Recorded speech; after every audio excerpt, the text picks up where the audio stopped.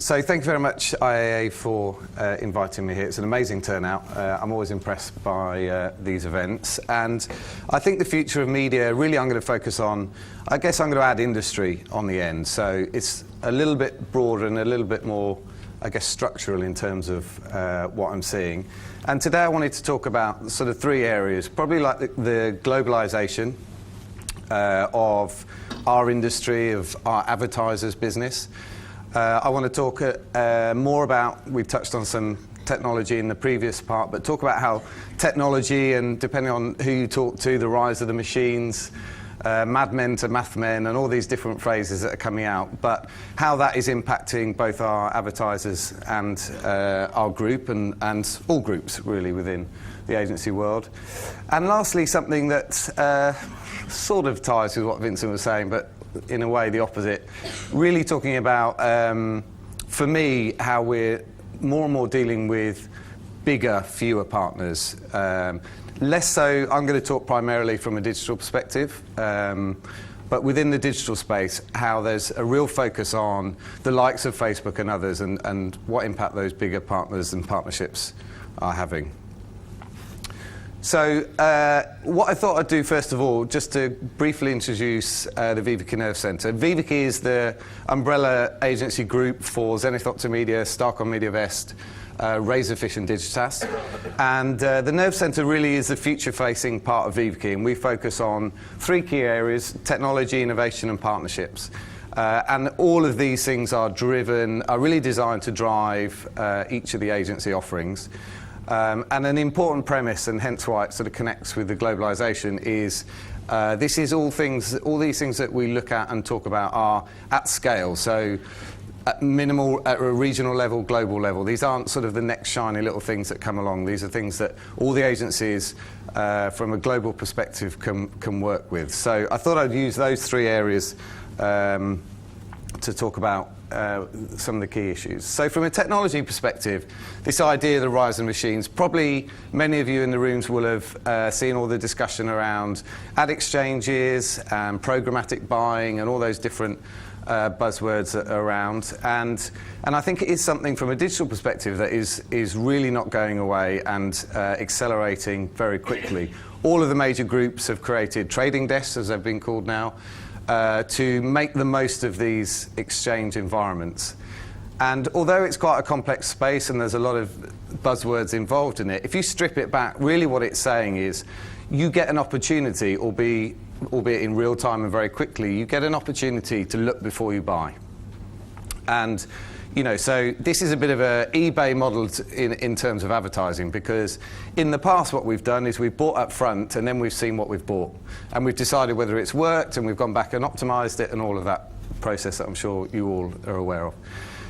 The rise of technology is giving us the chance to have a look at what we're buying first. So what is the impact of that? If we can see what we're buying first using data, then we're able to buy much more efficiently, because we're only picking the 3 out of the 10 impressions, consumers, whatever you want to describe it, that we're after. So that is driving better targeting, better efficiency.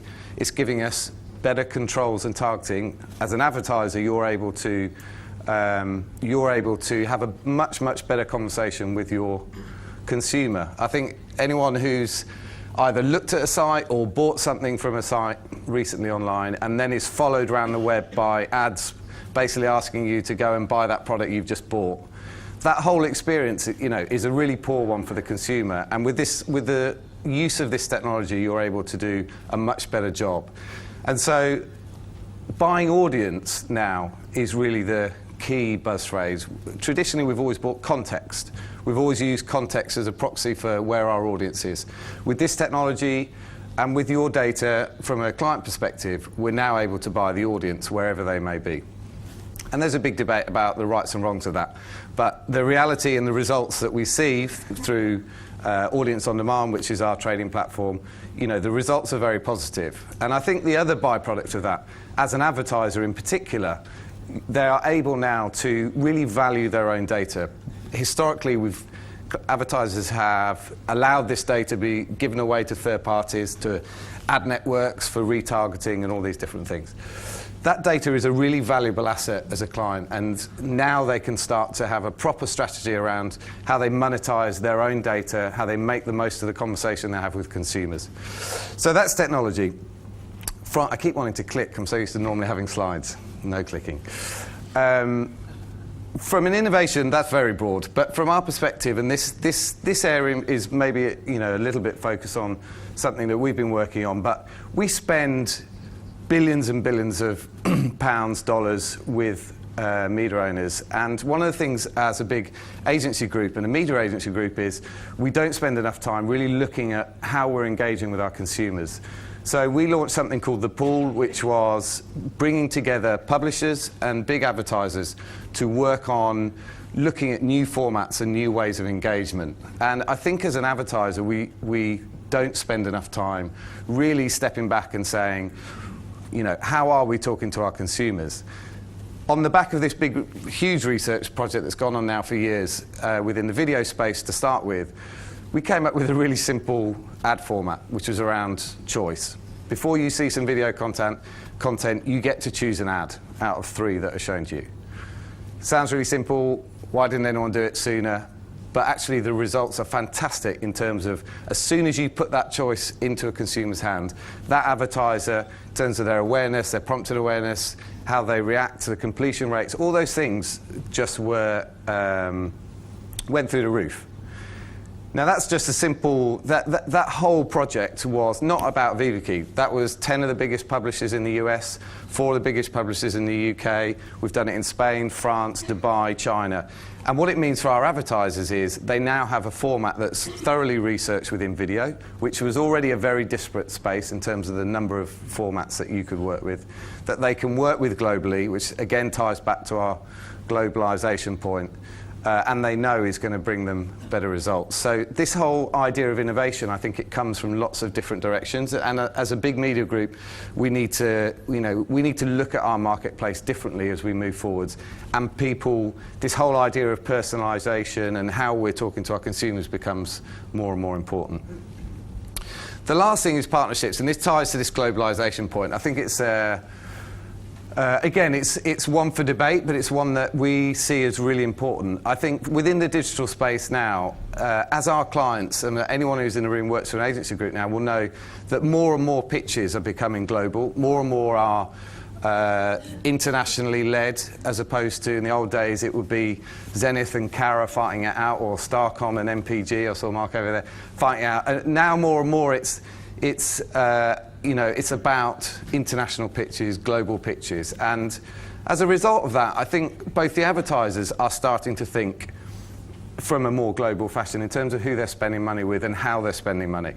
So the likes of Facebook, if I call it the big 5, everyone would debate who the big 5 are, but I would say in no particular order, Google, Facebook, Microsoft, Apple, and even Amazon, which is a sort of new one for many people in terms of the media business. But these companies, if I was to challenge a client, from a digital perspective, could you just put if you only could work with those 5 companies, could you basically deliver what you need to deliver?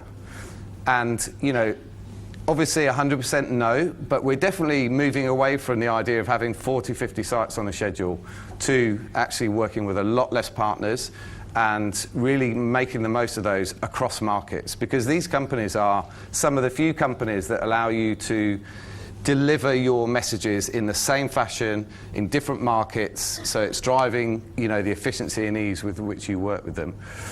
And I think we last week, as part of this as part of the partnership stuff that we focus on, last week we were in San Francisco. We met with Apple, and these guys sat there and basically looked at us like, we'll work with you, we'll talk about partnerships as long as you do it our way.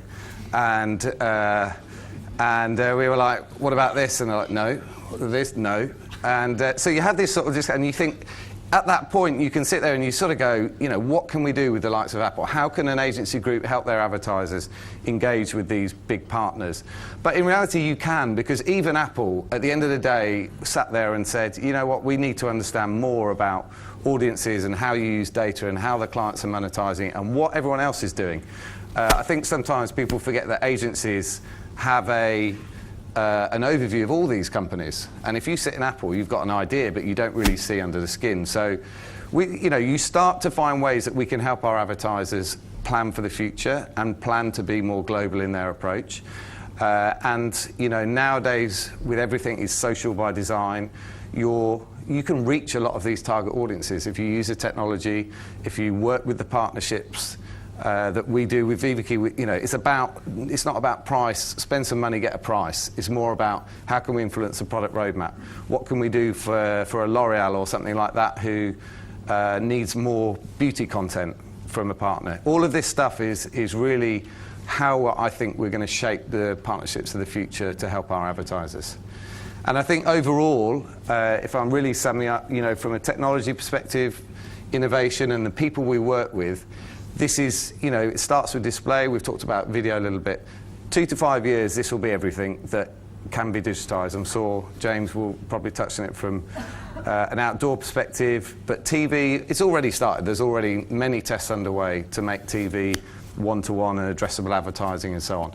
So all of this platform-led advertising is definitely going to touch all channels. So it's worth sort of understanding where things are now within a sort of display and video space. And that's it. Thank you.